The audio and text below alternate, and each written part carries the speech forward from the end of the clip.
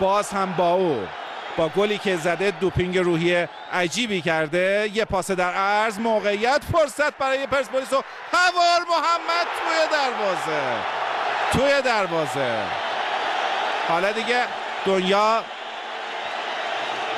به کام پرسپولیس و به کام حوار محمدی هم هست که مدت‌ها رو نیمکت نشسته. پرسپولیس 4 سپاسی 0.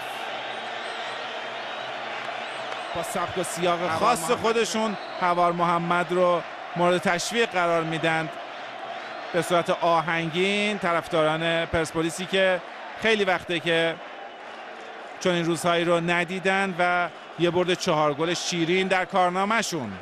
حرکت خوب میثم با او، پاس در عرض او و مهدی شیری تازه وارد برای دیگر بازیکن تعویضی و به این